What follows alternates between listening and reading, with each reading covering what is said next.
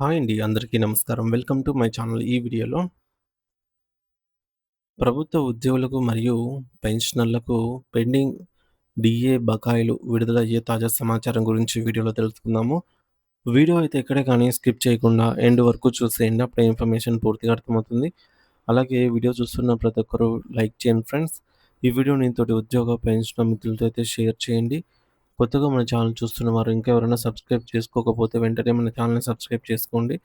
Subscribe చేసుకోవడం వల్ల నేను చేసే ప్రతి ఒక్క వీడియో మీ వరకు రీచ్ అవుతుంది. ఇక ఆలస్యం చేయకుండా వివరాల్లోకైతే వెళ్ళిపోదాము.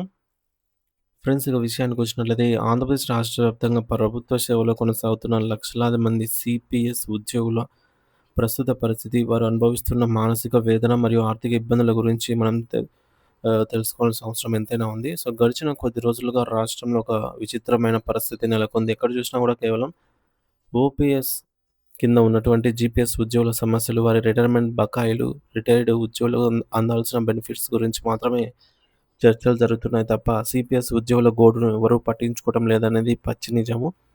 ప్రభుత్వ యంత్రాంగంలో గాని, అటు ఉద్యోగ సంఘాల నాయకులు గాని, సిపిఎస్ ఉద్యోగులను పట్టించుకోకుండా వదిలేశారనే భావనలో బలంగా నాటుకుపోయిందనమాట. సో, మరి దీనివల్ల ప్రభుత్వం మేము కూడా ప్రభుత్వంలో భాగమే కదా! మాకు రావాల్సిన డీఏ అరియర్స్ విషయంలో ఈ వివక్ష ఎందుకని జెప్పేసి వారు కన్నీరు మున్నీరవుతున్నారు. నిజానికి సిపిఎస్ ఉద్యోగులు పడుతున్నటువంటి బాధ వర్ణనాతీతము. గతంలో ఉద్యోగ సంఘాల నాయకులు గౌరవ ముఖ్యమంత్రి గారిని కలిసిన ప్రతిసారి కేవలం పాత పెన్షన్ విధానంలో ఉన్నటువంటి వారి బకాయిల గురించి, వారి రిటైర్మెంట్ బెనిఫిట్స్ విడుదల చేయాలని మాత్రమే విజ్ఞప్తులు చేస్తున్నారు.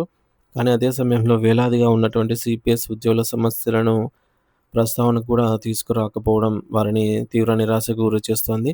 మరి మా పరిస్థితి ఏమిటి? మేము కూడా అదే కష్టపడి పనిచేస్తున్నాం కదా! మాకు రావాల్సినటువంటి బకాయిల ఊసేమిటి అని వారు పడుతున్నటువంటి ఆవేదనలో ఎంతైనా న్యాయం ఉంది. సో, ఉద్యోగ సంఘాలు కూడా ఈ విషయంలో ఒకే వర్గానికి ఒక వర్గానికే కొమ్ము కాస్తున్నారు అనే విమర్శనలు కూడా వినిపిస్తున్నాయి. ప్రభుత్వము మరియు నాయకులు కేవలం సీనియర్ ఉద్యోగుల ఓట్లపైనే దృష్టి పెట్టకుండా యువతపై ఎక్కువగా ఉన్నటువంటి యువత ఎక్కువగా ఉన్నటువంటి సిపిఎస్ భవిష్యత్తును కూడా దృష్టిలో ఉంచుకోవాలి. ఇక అసలు విషయానికొస్తే సిపిఎస్ ఉద్యోగులకు సంబంధించి డీఏ బకాయిలు కొండలాగా పేరుకుపోయాయి. గతంలో ప్రభుత్వం 3 విడతల డీఏలను ప్రకటించినప్పటికీ వాటికి సంబంధించి అరియర్స్ విషయంలో తీవ్ర జాప్యం అయితే జరిగింది. సో, ఒక విడత డీఏ ప్రకటించినప్పుడు దాదాపు 15 నెలల బకాయిలు ఇవ్వాల్సి ఉండగా, మరొక విడతలో 12 నెలలు పెండింగ్‌లో పెట్టారు. ఇలా లెక్కలు వేసుకుంటూ పోతే సగటున ప్రతి సిపిఎస్ ఉద్యోగికి సుమారు 33 నెలల డీఏ బకాయిలైతే రావాల్సి ఉంది. అంటే సగటున ఒక ఉద్యోగికి దాదాపుగా రూ. 25,734 ప్రభుత్వం నుంచి రావాలి. ఇది కేవలం సగటు లెక్క మాత్రమే. క్యాడర్ మరియు సీనియారిటీని బట్టి మొత్తం కొందరికి ఇంకా ఎక్కువే ఉండవచ్చు. పెరుగుతున్న ధరల దృష్ట్యా సామాన్య ఉద్యోగి కుటుంబానికి ఈ యొక్క మొత్తం ఎంతో ఆసరాగా ఉంటుంది. కానీ ప్రభుత్వం దీనిపై ఎటువంటి నిర్ణయం తీసుకోకపోవడం దురదృష్టకరము. మరి ప్రస్తుత పరిస్థితి ఎలా ఉందంటే, అసలు ఎన్ని డీఏలు రావాలి, ఎన్ని అరియర్స్ పెండింగ్‌లో ఉన్నాయి అనే విషయాన్ని ఉద్యోగులు కూడా మర్చిపోయేంత కాలం గడిచిపోయిందనమాట. దాదాపు 5 డీఏలు ఇప్పటికే పెండింగ్‌లో ఉన్నాయి. ఆ డీఏలే ఇంకా అందలేదు. అంటే ఇక వాటి వెనుక రావాల్సినటువంటి నెలవారీ బకాయిల సంగతి దేవుడికి ఎరుగు అన్నట్టుగా తయారైంది పరిస్థితి.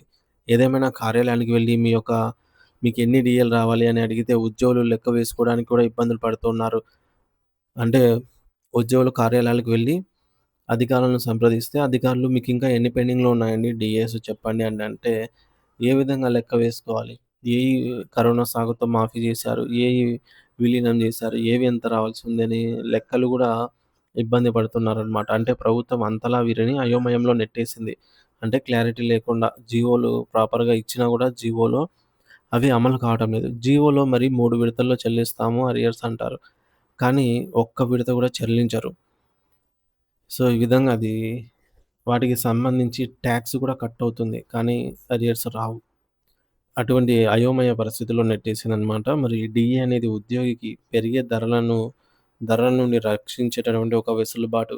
కానీ దాన్ని కూడా ఏళ్ల తరబడి పెండింగ్‌లో ఉంచడం అంటే వారి కడుపు కొట్టడమే అవుతుంది. మరి ప్రభుత్వం గుర్తించాల్సిన ప్రధాన అంశం ఏమిటంటే, ఉద్యోగి ఎవరైనా సరే అది జీపీఎఫ్ కింద ఉన్నవారైనా లేదా సీపీఎస్ కింద ఉన్నవారైనా సరే అందరూ ప్రభుత్వ యంత్రాంగంలో సజావుగా సాగడానికి కష్టపడేవారే. కాబట్టి ప్రయోజనాలు కల్పించేటప్పుడు ఒకరికి ఒకలాగా, మరొకరికి ఇంకోలాగా వివక్ష చూపడం ప్రజాస్వామ్యానికి తగదు.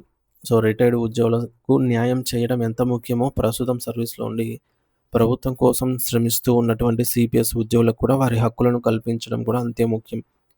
మరిచిపోయిన ఈ బకాయిల అంశాన్ని ప్రభుత్వం తక్షణమే గుర్తుకు తెచ్చుకొని, ఆ యొక్క 5 డీఏలను మరియు పేరుకుపోయిన 33 నెలల అరియర్స్‌ను వెంటనే విడుదల చేయాలి.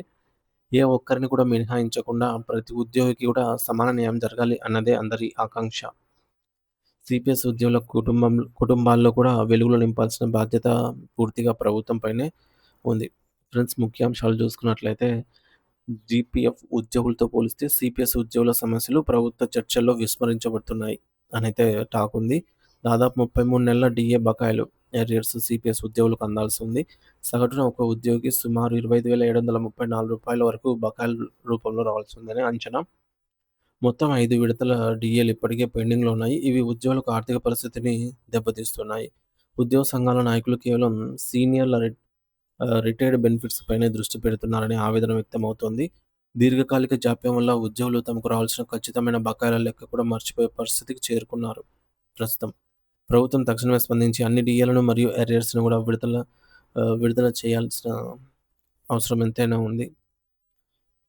సో, ఇది ఫ్రెండ్స్ ఇప్పటివరకున్న సమాచారము. దీనిపై ఎటువంటి అప్డేట్ వచ్చినా సరే ఖచ్చితంగా మన ఛానల్‌లో అప్డేట్ అయితే ఇస్తాను. Thank you for watching this video.